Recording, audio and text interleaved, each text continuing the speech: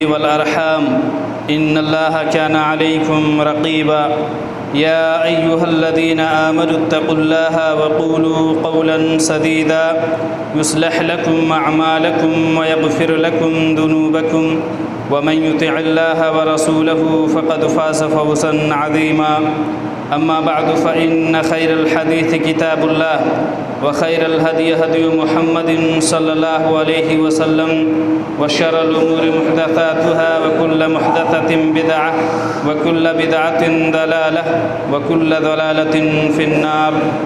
أعوذ بالله من الشيطان الرجيم. بسم الله الرحمن الرحيم. وما محمد إلا رسول قد خلت من قبله الرسل أفإن مات أو قتل انقلبتم على أعقابكم ومن ينقلب على عقبيه فلن يضر الله شيئا وسيجزي الله الشاكرين. محترم حاضرین جمعہ، دینی میلی بھائیوں، بزرگوں، ساتھیوں، ہر قسم کی حمد و ثنا، کبریائی، بڑائی، بزرگی اس اللہ رب العالمین کے لیے ہے جو ہمارا خالق ہے، مالک ہے، رازق ہے، پالنہار ہے، جس کے ہاتھ میں ساری کائنات کی بادشاہت ہے، جو ہمیشہ سے ہے اور ہمیشہ رہے. بادہو بے شمار درود و سلام کی ڈالیاں نچھاؤ ہوں اللہ کے تمام پیارے نبیوں پر، خصوصاً ہمارے پیارے نبی جناب محمد رسول اللہ صلی اللہ علیہ وسلم پر، جو ساری کائنات کے لیے رحمت بنا کر بھیجے گئے. اللہم صلی علی محمد وعلی آل محمد کما صلیت علی ابراہیم وعلی آل ابراہیم انک حمید مجید. اللہم بارک علی محمد وعلی آل محمد کما بارکت علی ابراہیم وعلی آل ابراہیم انک حمید مجید. محترم حاضرین، آج کے خطبہ جمعہ میں ہماری گفتگو کا عنوان ہے عید میلاد النبی کی حقیقت.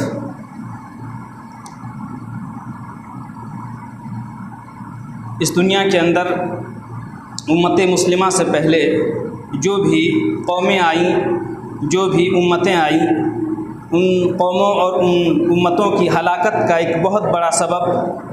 یہ تھا کہ انہوں نے اپنے نبیوں کے بارے میں،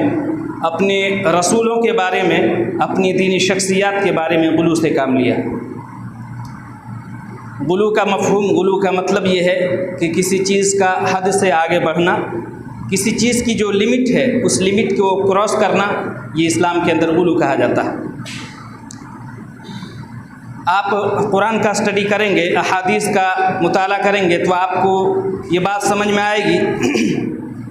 کہ پچھلی امتوں کی ہلاکت اور پچھلی امتوں کی بربادی کا بہت سارے اسباب میں سے ایک بہت بڑا سبب اور بہت ساری وجوہات میں سے ایک بہت بڑی وجہ یہ تھی کہ انہوں نے اپنی دینی شخصیات کے بارے میں غلو سے کام لیا. یہی وجہ ہے کہ رب العالمین نے قرآن کریم کے اندر اہل کتاب سے خطاب کر کے اللہ فرماتا ہے کہ یا اہل الکتاب لا تغلوا فی دینکم ولا تقولوا علی اللہ الا الحق. کہ اہل کتاب ہے عیسائی، تم دین کے بارے میں غلو سے کام مت لو. لا تغلوا فی دینکم، تم اپنے دین میں غلو نہ کرو. ولا تقولوا علی اللہ الا الحق، اور اللہ کے بارے میں حق بات کہو، اللہ کے بارے میں سچ بات کہو. اس آیت کریمہ کو سمجھنے کے لیے ایک حدیث سامنے رکھیں. سنن نسائی کی روایت ہے، راوی حدیث حضرت عبداللہ بن عباس رضی اللہ تعالیٰ عنہما ہے، صحیح روایت ہے. وہ کہتے ہیں کہ اللہ کے نبی کریم صلی اللہ علیہ وسلم نے مزدلفہ کی رات کو اللہ کے نبی کریم صلی اللہ علیہ وسلم نے مجھ کو بلا کر کے کہا کہ عبداللہ بن عباس ادھر آؤ. جب میں اللہ کے نبی کریم صلی اللہ علیہ وسلم کے پاس گیا تو اللہ کے نبی کریم صلی اللہ علیہ وسلم نے مجھ سے کہا کہ کل مجھے منا میں کنکری مارنی ہے، کل مجھے منا میں شیطان کو کنکری مارنا ہے، لہٰذا جاؤ میرے لیے چھوٹی چھوٹی کنکری چن کر کے لاؤ. حضرت عبداللہ بن عباس کہتے ہیں رضی اللہ عنہ کہ میں نے اللہ کے نبی کریم صلی اللہ علیہ وسلم کے لیے چھوٹی چھوٹی کنکریاں چن کر کے اللہ کے نبی کریم صلی اللہ علیہ وسلم کے پاس لے کر کے آیا. فلما وضعتهن فی یدی، جب میں نے ان چھوٹی چھوٹی کنکریوں کو چن کر کے اللہ کے نبی کریم صلی اللہ علیہ وسلم کے ہاتھوں میں دیا تو اس وقت اللہ کے رسول صلی اللہ علیہ وسلم نے فرمایا کہ قال بامثال هؤلاء لا تغلوا فی ایاکم والغلو فی الدین فانما اہلک من کان قبلکم الغلو فی الدین. اللہ کے نبی کریم صلی اللہ علیہ وسلم نے، حضرت عبداللہ بن عباس کہتے ہیں کہ جب میں نے چھوٹی چھوٹی کنکریاں اللہ کے نبی کے ہاتھوں میں رکھی تو اللہ کے نبی نے کہا کہ ہا اولائی بے امثالی، ہا اولائی، کہ عبداللہ بن عباس اسی طرح کی چھوٹی چھوٹی کنکریوں سے مینا کے اندر شیطان کو مارنا ہے، اتنی ہی چھوٹی چھوٹی کنکریاں چلیں گی۔ اس کے بعد اللہ کے رسول صلی اللہ علیہ وسلم نے نصیحت کرتے ہوئے فرمایا کہ ایاکم والغلو فی الدین، کہ تم دین میں غلو کرنے سے بچو، فانما اہلک من کان قبلکم الغلو فی الدین، اس لیے کہ تم سے پہلی جو قومیں برباد ہوئی، تم سے پہلی جو قومیں ہلاکت میں مبتلا ہوئی، ہلاک ہوئی، ان کے بہت سارے اسباب میں سے ایک بہت بڑا سبب اور ایک بہت بڑی وجہ یہ تھی کہ انہوں نے دین میں غلو سے کام لیا۔ دین اسلام کے اندر، ہماری شریعت کے اندر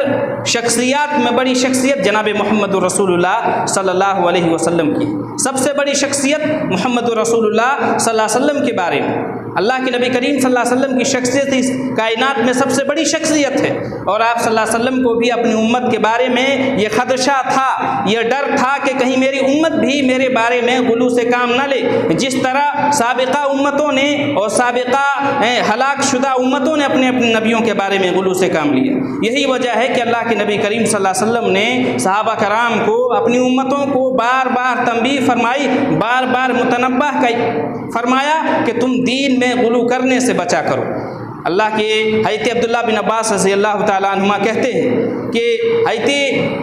عمر رضی اللہ تعالیٰ عنہ کو میں نے ممبر پر بیان کرتے ہوئے سنا کہ وہ فرما رہے تھے کہ سمعت رسول اللہ صلی اللہ علیہ وسلم یقول لا تطرونی کما اطرت النصارى ابن مریم فانما انا عبدہ فقولوا عبد اللہ ورسول۔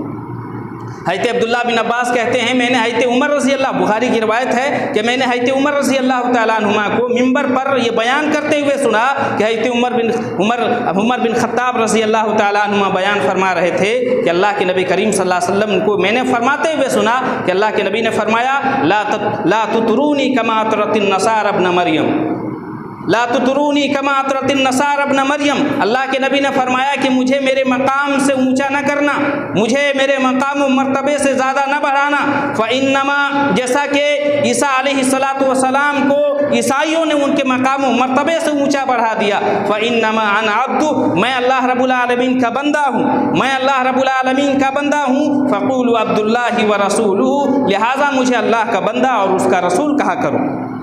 اور حضرت عائشہ صدیقہ رضی اللہ تعالیٰ عنہ بیان فرماتی ہیں، بخاری کی روایت ہے کہ لما نزل برسول اللہ صلی اللہ علیہ وسلم، کہ جب اللہ کے نبی کریم صلی اللہ علیہ وسلم مرض الموت میں مبتلا ہو، آپ صلی اللہ علیہ وسلم اس بیماری میں مبتلا ہوئے جس بیماری کے بعد اللہ کے نبی کریم صلی اللہ علیہ وسلم کا انتقال ہوا، آپ صلی اللہ علیہ وسلم کی وفات ہوئی، اب آپ اللہ کے نبی کریم صلی اللہ علیہ وسلم کا آخری حالت تھی، اللہ کے نبی کریم صلی اللہ علیہ وسلم نزا کی حالت میں تھے، آپ جانکنی کی حالت میں تھے۔ حضرت عائشہ صدیقہ رضی اللہ تعالیٰ عنہ بیان کرتی ہیں کہ اللہ کے نبی کریم صلی اللہ علیہ وسلم اپنے چہرے پر چادر لیے ہوئے ہیں، فَإِذَا اغْتَمَّ بِهَا، چنانچہ جب اللہ کے نبی کریم صلی اللہ علیہ وسلم پر غشی طاری ہو جاتی، جب اللہ کے نبی کریم صلی اللہ علیہ وسلم کا دم گھٹنے لگتا تو اللہ کے نبی کریم صلی اللہ علیہ وسلم اس چادر کو اپنے چہرے سے ہٹا لیتے، یعنی اللہ کے نبی کریم صلی اللہ علیہ وسلم پریشان ہیں، اللہ کے نبی کریم صلی اللہ علیہ وسلم بے چین ہیں، اور اسی بے چینی اور اسی پریشانی کے عالم میں اللہ کے نبی کریم صلی اللہ علیہ وسلم نے فرمایا کہ لعنت اللہ علی الیہود والنصارى، لعنت اللہ علی الیہود والنصارى اتخذوا قبور انبیائہم مساجد، کہ اللہ رب العالمین کی لعنت ہو یہود و نصارہ پر، اللہ کی لعنت ہو یہود و نصارہ پر، اتخذوا قبور انبیائہم مساجد، کہ یہود و نصارہ نے اپنے پیغمبروں کی قبروں کو سجدہ گاہ بنا لیا۔ حضرت عائشہ صدیقہ بیان کرتی ہیں کہ یحذر ما صنعوا، اللہ کے نبی کریم صلی اللہ علیہ وسلم اس حدیث کو بیان کر کے اپنی امت کو باخبر کر رہے تھے، اپنی امت کو متنبہ کر رہے تھے۔ میرے بھائیو، آپ جانتے ہیں کہ یہ ربیع الاول کا مہینہ چل رہا ہے، یہ ربیع الاول کا مہینہ چل رہا ہے، اور اس امت کے اندر، مسلمانوں کے اندر اس مہینے کو ایک عید کے طور پر، ایک تہوار کے طور پر منایا جاتا ہے، اور اس مہینے کی 12 ربیع الاول کو ایک عید منائی جاتی ہے جس کو عید میلاد النبی کے نام سے جانا جاتا ہے۔ اور ان لوگوں کا کہنا ہے، ایسے مسلمانوں کا کہنا ہے کہ اللہ کے نبی کریم صلی اللہ علیہ وسلم کو، اللہ کے نبی کریم صلی اللہ علیہ وسلم اس مہینے کی 12 تاریخ کو آپ صلی اللہ علیہ وسلم کی پیدائش ہوئی، آپ صلی اللہ علیہ وسلم اس دنیا کے اندر آئے۔ جب آپ احادیث کی کتابوں کا اسٹڈی کریں گے، سیرت کی کتابوں کو پڑھیں گے، تاریخ کی کتابوں کو پڑھیں گے، تو آپ کو یہ بات جان کر کے حیرت ہوگی کہ اللہ کے نبی کریم صلی اللہ علیہ وسلم کی تاریخ ولادت میں اختلاف ہے، اور زبردست اختلاف ہے۔ سیرت نگاروں کا، علماء کا، محدثین کا اس بات پر زبردست اختلاف ہے کہ اللہ کے نبی کریم صلی اللہ علیہ وسلم کس تاریخ کو پیدا ہوئے۔ بعض سیرت نگاروں کا کہنا ہے کہ اللہ کے نبی کریم صلی اللہ علیہ وسلم کی تاریخ ولادت 2 ربیع الاول ہے۔ بعض سیرت نگاروں کا کہنا ہے کہ اللہ کے نبی کریم صلی اللہ علیہ وسلم 8 ربیع الاول کو پیدا ہوئے۔ بعض سیرت نگاروں کا کہنا ہے کہ اللہ کے نبی کریم صلی اللہ علیہ وسلم 9 ربیع الاول کو پیدا ہوئے۔ اور آپ کو تعجب ہوگا کہ پیران پیر، جو ان لوگوں کے بہت بڑے پیر مانے جاتے ہیں، شیخ عبد القادر جیلانی رحمہ اللہ، تو وہ اپنی کتاب غنیۃ الطالبین کے اندر کہتے ہیں، ان کا کہنا ہے، ان کا موقف یہ ہے کہ اللہ کے نبی کریم صلی اللہ علیہ وسلم کی ولادت، آپ صلی اللہ علیہ وسلم کی پیدائش محرم کی 10 تاریخ کو۔ اور علماء کا اور سیرت نگاروں کا یہ کہنا ہے کہ اللہ کے نبی کریم صلی اللہ علیہ وسلم کی ولادت اس ربیع الاول کی فلاں فلاں تاریخ کو ہوئی۔ لیکن ایک واحد شخصیت شیخ عبد القادر جیلانی رحمہ اللہ ہے، جن کا کہنا ہے کہ اللہ کے نبی کریم صلی اللہ علیہ وسلم ربیع الاول کے مہینے میں پیدا نہیں ہوئے، بلکہ آپ صلی اللہ علیہ وسلم کی تاریخ ولادت 10 محرم کو ہے۔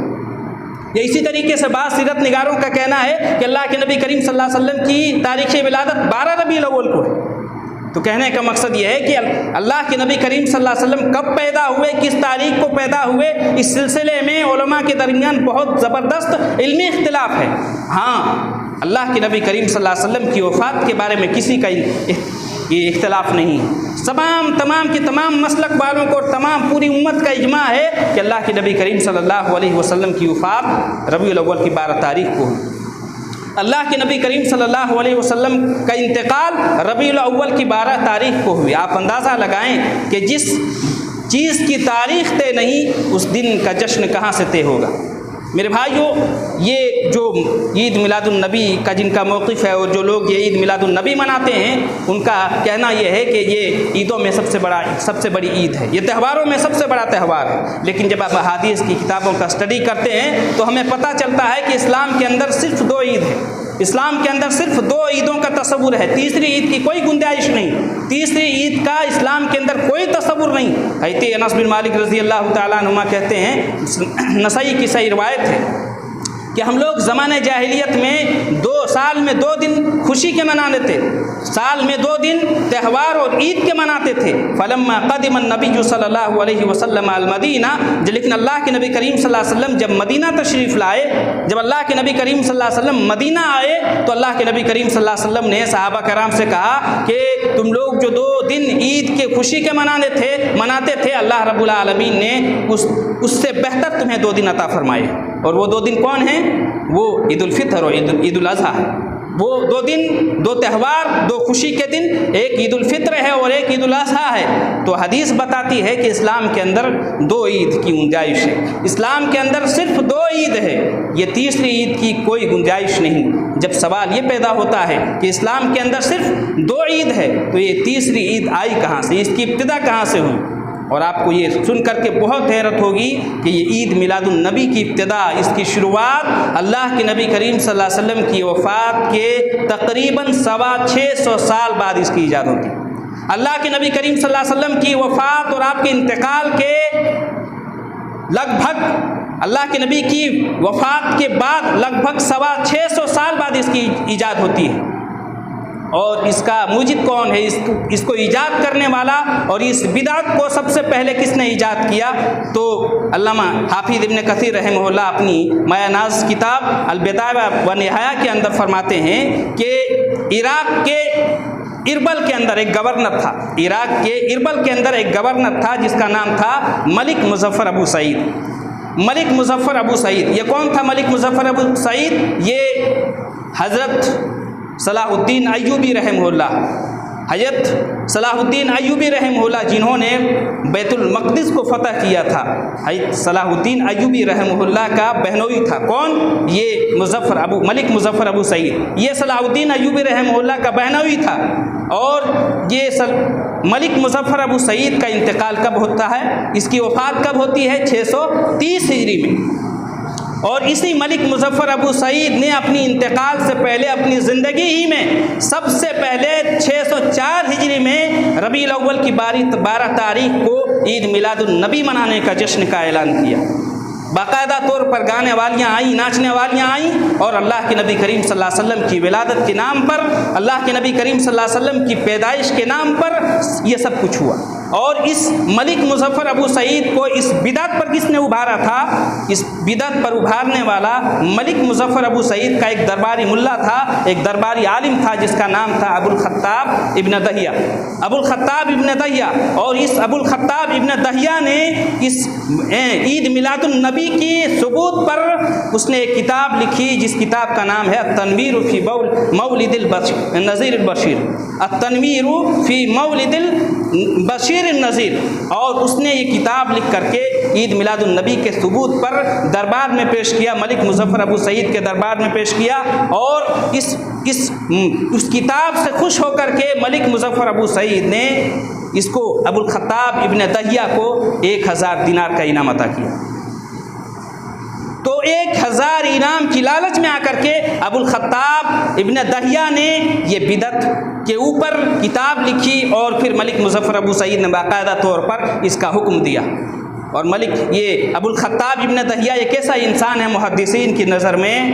ابن النجار کہتے ہیں کہ یہ کذاب ہے، یہ جھوٹا ہے، یہ حدیثیں گڑھا کرتا تھا، جھوٹی حدیثیں بیان کیا کرتا تھا۔ آج کہنے والے کہتے ہیں یہ عید میلاد النبی کی مختصر سی تاریخ ہے کہ اس کی ایجاد کہاں ہوئی اور کس نے ایجاد کی تھی۔ آج کہنے والے کہتے ہیں کہ یہ عیدوں میں سب سے بڑی عید ہے، یہ تہواروں میں سب سے بڑا تہوار ہے، اور تعجب ہے کہ اس نبی کے نام پر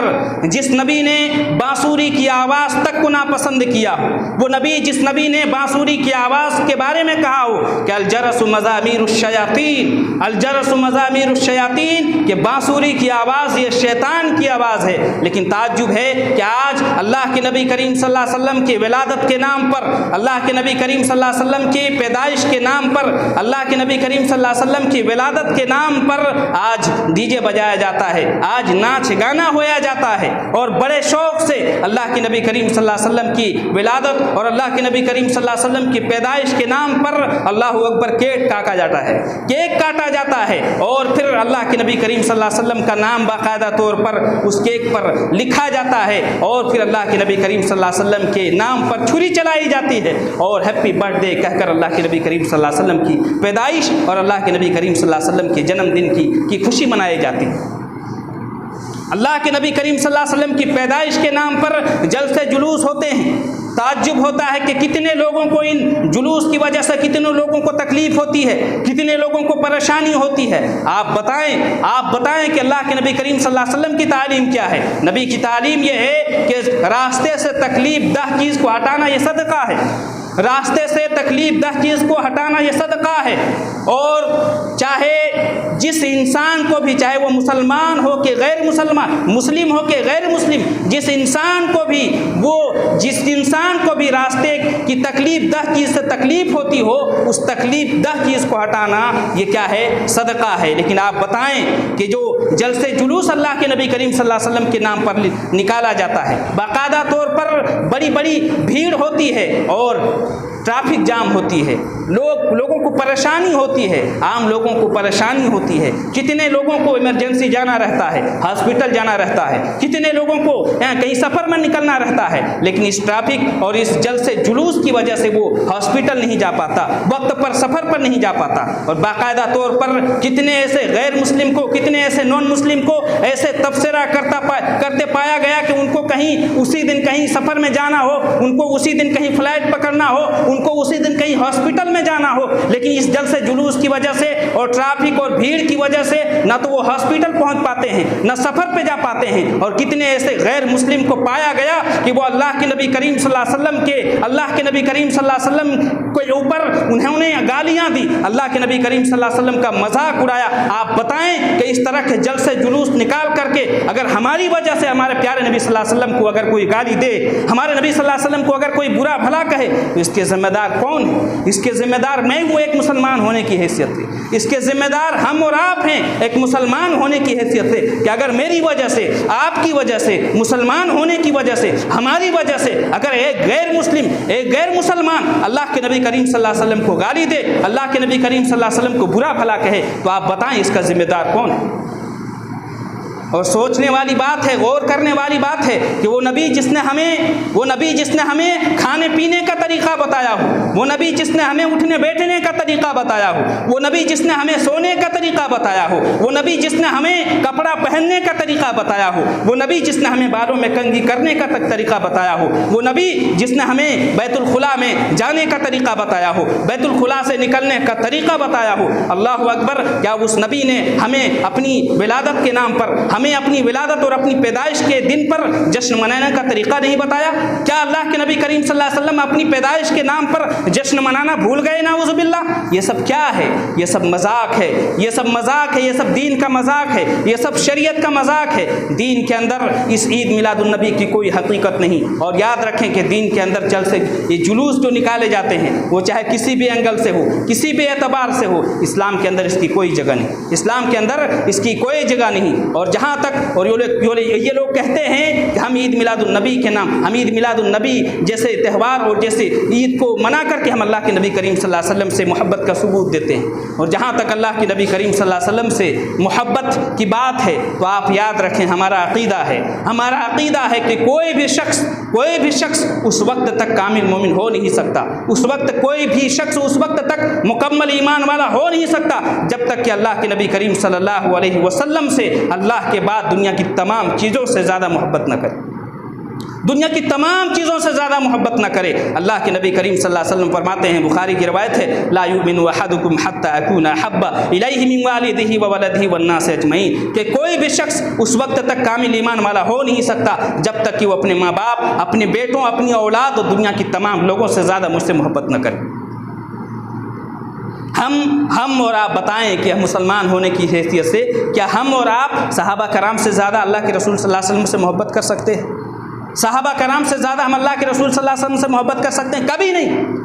نہیں۔ لیکن ان صحابہ کرام کی زندگی میں، جن صحابہ کرام نے جنگ کے میدان میں اللہ کے نبی کریم صلی اللہ علیہ وسلم کے سینے کو بچانے کے لیے اپنے سینے کو قربان کر دیا، جن صحابہ کرام نے اللہ کے نبی کریم صلی اللہ علیہ وسلم کے چہرے کو بچانے کے لیے اپنے چہرے کو قربان کر دیا، جن صحابہ کرام نے اللہ کے نبی کریم صلی اللہ علیہ وسلم کی محبت کے لیے اپنے تن، من، دھن اور تمام کی تمام چیزوں کو قربان کر دیا، ان صحابہ کرام کی زندگی میں بھی اللہ کے نبی کریم صلی اللہ علیہ وسلم کی ولادت کا دن آیا تو کیا ان صحابہ کرام نے اللہ کے نبی کریم صلی اللہ علیہ وسلم کی ولادت کے دن پر جشن منایا ہے؟ اللہ کے نبی کریم صلی اللہ علیہ وسلم کی وفات کے بعد حضرت ابوبکر صدیق رضی اللہ تعالیٰ عنہ 2.5 سال تک خلیفہ رہے، سوا دو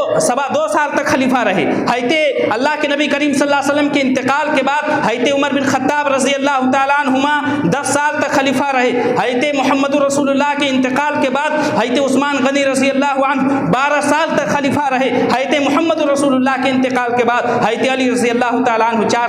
4 سال تک خلیفہ رہے، اور حضرت محمد صلی اللہ علیہ وسلم کے انتقال کے بعد حضرت امیر معاویہ رضی اللہ تعالیٰ عنہ 20 سال تک خلیفہ رہے۔ یہ پورے صحابہ کرام کا دور ہے، یہ صحابہ کرام کا زمانہ ہے۔ کوئی ایک صحابی کا نام بتا دیں آپ جن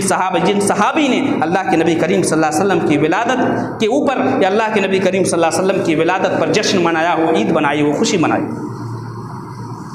میرے بھائیو، اسلام، اللہ کے نبی کریم، اسلام ہمارا پورا مکمل ہے، دین ہمارا مکمل ہو چکا ہے، اور یہ دین اللہ کے نبی کریم صلی اللہ علیہ وسلم کے زمانے ہی میں مکمل ہو چکا تھا، اللہ کے نبی کریم صلی اللہ علیہ وسلم کی زندگی ہی میں مکمل ہو چکا تھا، اللہ کے نبی کریم صلی اللہ علیہ وسلم کی حیات طیبہ ہی میں مکمل ہو چکا تھا۔ اللہ فرماتا ہے سورہ مائدہ کے اندر کہ الیوم اکملت لکم دینکم واتممت علیکم نعمتی ورضیت لکم الاسلام دینا، کہ ہم نے الیوم اکملت لکم دینکم، کہ اللہ کے نبی ہم نے دین کو مکمل کر دیا، واتممت علیکم نعمتی، اور اپنی نعمت تم پر تمام کر دی، ورضیت لکم الاسلام دینا، اور ہم اسلام کو دین کے اعتبار سے ہم راضی ہو گئے، اسلام کو دین ہونے کے اعتبار سے ہم نے اس کو پسند کر لیا، راضی ہو گئے۔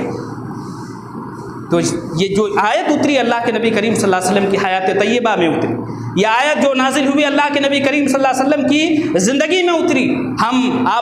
یہ سوال جو لوگ عید میلاد النبی یا اللہ کے نبی کریم صلی اللہ علیہ وسلم کی ولادت پر جشن مناتے ہیں، خوشی مناتے ہیں، یا تو وہ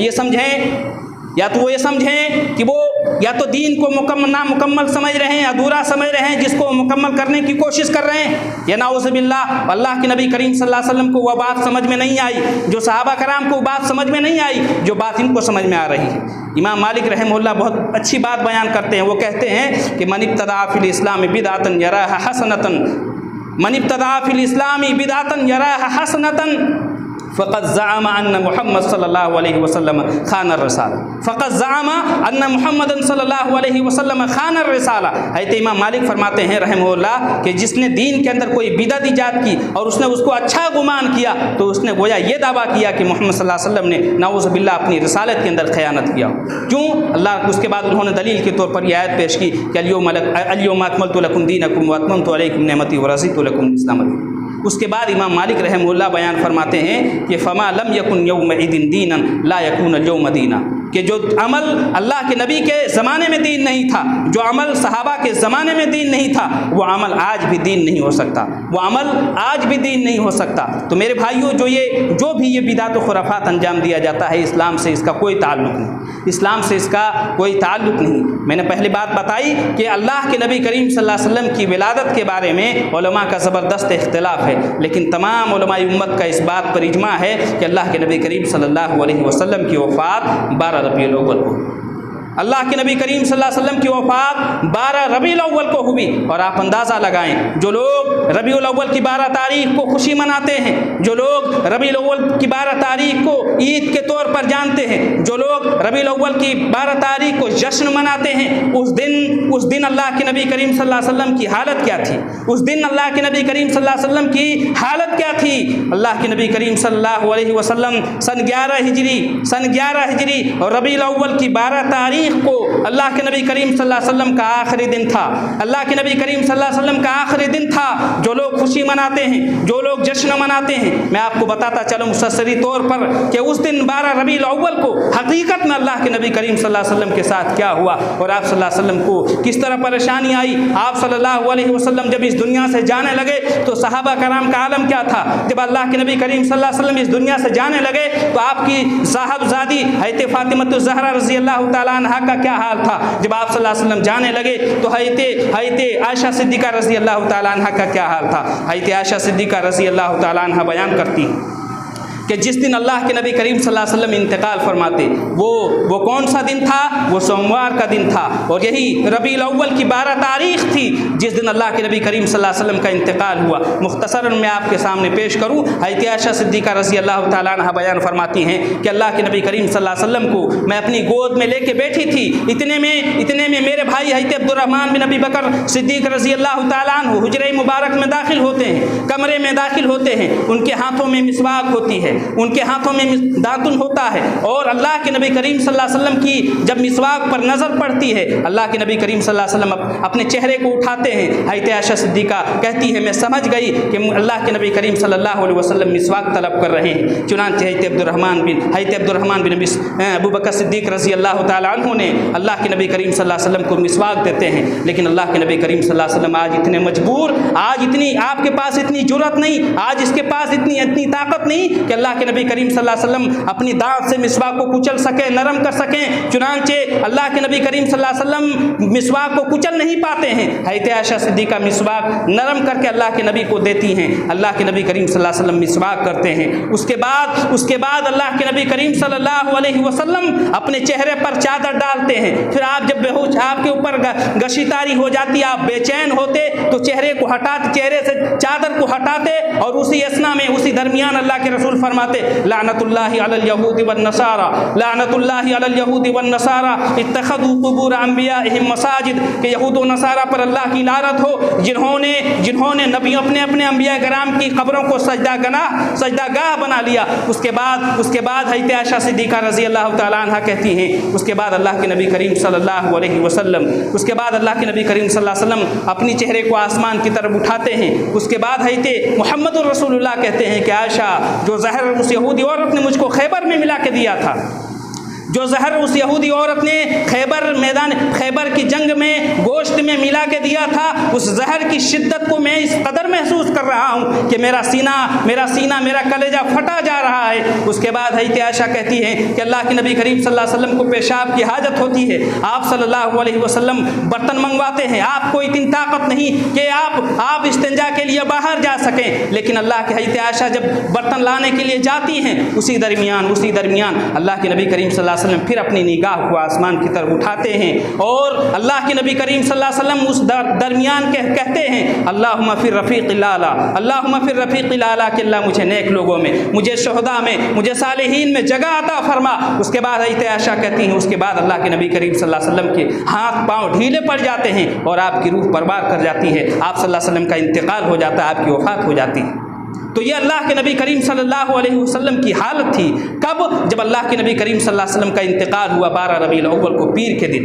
اللہ کے نبی کریم صلی اللہ علیہ وسلم کا جب انتقال ہوا، جب اللہ کے نبی کریم صلی اللہ علیہ وسلم کی وفات ہوئی اور مدینہ کے صحابہ کرام کو جب یہ خبر پہنچی تو صحابہ کرام کے درمیان ایک کوہرام سمجھ گیا۔ میرے بھائیو، آپ یقین مانیں اس امت کے لیے سب سے بڑا سانحہ، سب سے بڑا حادثہ اگر کوئی ہے وہ اللہ کے نبی کریم صلی اللہ علیہ وسلم کی وفات ہے۔ جب اللہ کے نبی کا انتقال ہوتا ہے صحابہ کرام جنون میں پاگل ہو جاتے ہیں، دیوانے ہو جاتے ہیں، اور حضرت عمر بن خطاب اپنی تلوار کو اٹھاتے ہیں اور کہتے ہیں کہ جو شخص یہ کہے گا کہ محمد کی وفات ہو گئی ہے، محمد کا انتقال ہو گیا ہے، میں اس کی گردن اڑا دوں گا۔ ایک وقت کے لیے، ایک لمحے کے لیے حضرت عثمان رضی اللہ تعالیٰ عنہ کچھ بول نہیں پاتے، صحابہ کرام بالکل بے چین ہیں، پریشان ہیں۔ حضرت ابوبکر صدیق رضی اللہ تعالیٰ عنہ مدینہ کے کچھ دوری پر ایک علاقہ ہے، دیہاتی علاقہ سے وہ دوڑے آتے ہیں جب خبر لگتی ہے، اور صحابہ کرام کا جب یہ منظر دیکھتے ہیں وہ ڈائریکٹ حجرہ مبارک میں داخل ہوتے ہیں، اللہ کے نبی کریم صلی اللہ علیہ وسلم کے اوپر سے چادر اٹھاتے ہیں، آپ صلی اللہ علیہ وسلم کی آنکھوں بند کرتے ہیں، آپ کے ماتھے کا بوسہ لیتے ہیں۔ اس کے بعد ڈائریکٹ جب صحابہ کرام کی یہ حالت دیکھی، حضرت ابوبکر صدیق رضی اللہ تعالیٰ عنہ اور حضرت عمر اسی حالت میں ہیں، جو کہے گا کہ محمد کا انتقال ہوا میں اس کی گردن اڑا دوں گا، حضرت ابوبکر بار سمجھاتے ہیں کہ اللہ کے حضرت ابوبکر ڈائریکٹ مسجد نبوی میں جاتے ہیں اور حضرت عمر سے کہتے ہیں کہ عمر بیٹھ جاؤ، لیکن حضرت عمر بیٹھنے کے لیے تیار نہیں، چنانچہ حضرت ابوبکر صدیق ممبر پر تشریف فرما ہیں، حضرت ابوبکر صدیق ممبر پہ آتے ہیں، اللہ کی حمد و ثنا بیان کرتے ہیں، اس کے بعد کہتے ہیں کہ یا ایھا الناس اعلموا من کان یعبد محمدا فإن محمدا قد مات ومن کان یعبد اللہ فإن اللہ حی لا یموت۔ حضرت ابوبکر صدیق کہتے ہیں کہ یاد رکھو اے لوگو، جو محمد کی عبادت کرتا تھا، جو محمد کی پوجا کرتا تھا، وہ سن لے کہ محمد کا انتقال ہو گیا ہے، اور جو اللہ کی عبادت کرتا ہے وہ سن لے فإن اللہ حی لا یموت، اللہ زندہ ہے، اللہ کو کبھی موت نہیں آئی۔ اس کے بعد حضرت ابوبکر صدیق نے سورہ آل عمران کی آیت تلاوت کی کہ وما محمد الا رسول قد خلت من قبلہ الرسل افإن مات أو قتل انقلبتم على أعقابكم ومن ينقلب على عقبيه فلن يضر الله شيئا وسيجزي الله الشاكرين، کہ محمد ایک رسول ہیں، محمد سے پہلے بھی اتنے بھی رسول آئے، سب کا انتقال ہوا، سب کی وفات ہوئی، اگر محمد مار دیے جائیں، اگر محمد کا انتقال ہو جائے یا محمد شہید کر دیے جائے تو کیا تم اپنے دین سے پھر جاؤ گے؟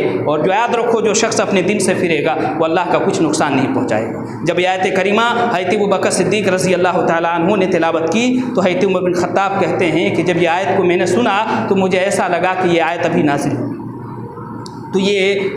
کب کی حالت تھی؟ اللہ کے نبی کریم صلی اللہ علیہ وسلم کی وفات کی حالت تھی، جس دن بہت سارے مسلمان خوشی مناتے ہیں، جس دن بہت سارے مسلمان جشن مناتے ہیں۔ اور تعجب کی بات ہے، آپ اندازہ لگائیں کہ ایک انسان کہتے ہیں کہ 12 ربیع الاول کو اللہ کے نبی کریم صلی اللہ علیہ وسلم کی ولادت بھی ہوئی اور 12 ربیع الاول کو وفات بھی ہوئی، تو 12 ربیع الاول کو اللہ کے نبی کا انتقال ہوا، اس میں تمام علماء کا اتفاق ہے، کسی کا اختلاف نہیں ہے، لیکن اکثر علماء اس بات کے قائل نہیں ہیں کہ 12 ربیع الاول کو اللہ کے نبی کریم صلی اللہ علیہ وسلم کی ولادت ہوئی۔ اور اگر ہم مان لیں کہ اللہ کے نبی کریم صلی اللہ علیہ وسلم کو 12 ربیع الاول کو پیدا ہوئے اور 12 ربیع الاول کو وفات ہوئی، تو آپ بتائیں کہ اگر آپ کی یہ تاریخ طے ہو کہ آپ کے دن، آپ کی اتوار کے دن آپ کی شادی ہو، اور اتوار ہی کے دن یہ خبر آئے شادی سے پہلے، نکاح سے پہلے، کہ آپ کے والد کا انتقال ہو گیا یا آپ کی والدہ کا انتقال ہو گیا ہے، تو آپ اندازہ لگائیں کہ کیا آپ اس دن نکاح کیجیے گا، کیا آپ اس دن شادی کیجیے گا؟ ظاہر سی بات ہے، یہ فطرت ہے، ہر کوئی یہ کہتا ہے اور ہر کوئی یہ کہہ رہا ہے کہ جس دن خوشی اور غم ایک ساتھ جمع ہو جائے وہاں پر خوشی مقدم نہیں رہتی، وہاں پر غم مقدم رہتی ہے۔ ظاہر سی بات ہے، اگر کسی خوشی کے دن انسان کا کسی کوئی قریبی رشتہ دار انتقال ہوتا ہے تو وہ خوشی نہیں منایا جائے گا، وہاں پر غم منایا جائے گا۔ تو اللہ کے نبی کریم صلی اللہ علیہ وسلم مان لیتے ہیں، اس میں علماء کا اجماع نہیں ہے، علماء کا اتفاق نہیں، ہم یہ مان لیں کہ اللہ کے نبی کریم صلی اللہ علیہ وسلم 12 ربیع الاول کو پیدا ہوئے، لیکن اللہ کے نبی کریم صلی اللہ علیہ وسلم 12 ربیع الاول کو اللہ کے نبی کا انتقال ہوا، آپ کی وفات ہوئی، اور صحابہ کرام کا یہ منظر ہے۔ تو آپ اندازہ لگائیں کہ جو یہ عید منائی جاتی ہے، جو یہ تہوار منایا جاتا ہے، میرے بھائیوں، اس کا اسلام سے کوئی دور دور کا واسطہ نہیں، یہ دین کے اندر ایک نئی ایجاد ہے، دین کے اندر بدعت ہے، اور ہر بدعت گمراہی ہے۔ کل بدعت ضلالہ وکل ضلالۃ فی النار، ہر بدعت گمراہی، ہر گمراہی جہنم میں لے جانے والی۔ رب العالمین سے دعا ہے کہ بار الہ ہم تمام مسلمانوں کو اللہ کے نبی کریم صلی اللہ علیہ وسلم سے سچی محبت کی توفیق دے، سچی محبت کرنے کی توفیق دے۔ بار الہ جو مسلمان نادانی میں اللہ رب العالمین اور اللہ کے نبی کریم صلی اللہ علیہ وسلم کی محبت کے نام پر جو بدعت و خرافات انجام دے رہے ہیں، اللہ رب العالمین انہیں صحیح سمجھ کی توفیق دے اور انہیں صراط مستقیم پر چلنے کی توفیق دے۔ بار الہ جو مسلمان پریشان ہیں، اللہ رب العالمین ان کی پریشانی کو دور فرما۔ اللہ رب العالمین جب تک تو ہمیں زندہ رکھ، اسلام کی حالت میں زندہ رکھ، جب ہمارا خاتمہ ہو تو ایمان بالخیر پر ہمارا خاتمہ ہو، آمین۔ تقبل یا رب العالمین۔